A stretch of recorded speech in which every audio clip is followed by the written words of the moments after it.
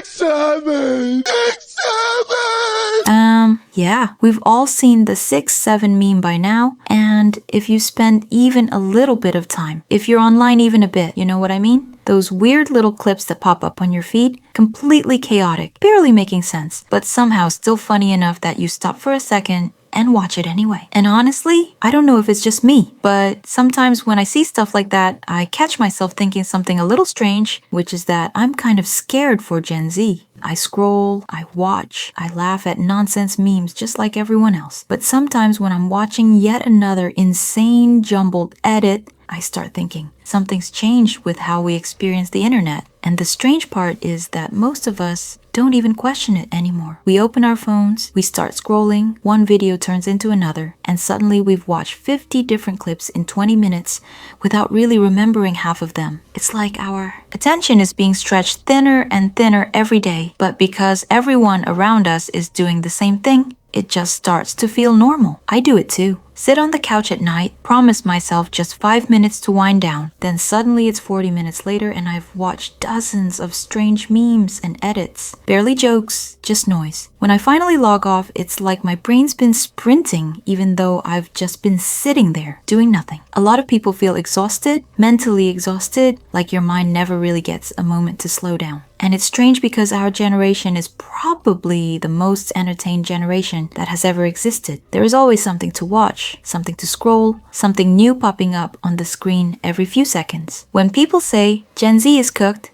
I think it catches on because it hits a real nerve. We're not doomed or broken, just growing up in a crazy fast world with nonstop info and trends that vanish overnight. Our minds are always scrambling, trying to keep pace with more stimulation than anyone before us. The brain rot memes are just a mirror of that. They're random, because that's what the internet feels like now. Non-stop motion and the feeling that your mind never gets a chance to settle. But here's the thing I keep coming back to whenever I start thinking about this. Even though the internet feels overwhelming sometimes, that doesn't actually mean our generation is broken or cooked the way people like to joke about. No other generation has grown up with this level of constant connection, constant information, constant stimulation from the moment they were teenagers. We're the first group of people trying to figure out how to build a life while living inside this non-stop digital noise, and honestly, it would be strange if we weren't struggling with it a little bit. And maybe the real lesson here isn't that Gen Z is cooked, but that we're still learning how to slow things down in a world that keeps trying to speed everything up. Maybe the real challenge isn't escaping the internet completely, but learning when to step away from the noise long enough to hear your own thoughts again. Because behind all the memes and non-stop scrolling, there's still a person who needs moments of quiet, some clarity, a break from all the racing thoughts. Now the question becomes, what do we actually do about it? Because it's very easy to sit here and say the internet is overwhelming, or that our brains are constantly being pulled in 100 different directions, but that doesn't really help anyone if we just stop the conversation there. The truth is, most of us aren't going to suddenly delete every app and disappear into the woods somewhere. The internet is part of our lives now, and honestly, it can be a really fun and creative place too. But I think the real challenge for our generation is learning how to take back a little bit of control over our attention. And I know that sounds simple, but if you've ever tried to actually put your phone down when your brain is used to constant stimulation, you'll realize pretty quickly that it's not as easy as it sounds. Your mind almost starts looking for the next thing automatically, like it's been trained to expect another video, another meme, another little burst of dopamine every few seconds. So one thing I started experimenting with recently is giving my brain small moments where it doesn't have to consume anything at all. No scrolling, just a few quiet minutes where I'm sitting there with my own thoughts again. And at first, it honestly felt a little uncomfortable, almost like my brain didn't know what to do with the silence. But after a while, the mental buzzing slowed down, and I realized how rare these quiet moments are. And maybe that's one small way we start pushing back against the chaos of the internet. Not by rejecting it completely, but by reminding ourselves that our attention is actually valuable, and that we get to decide where it goes. Maybe it's putting your phone away for a little bit bit and taking a walk without headphones.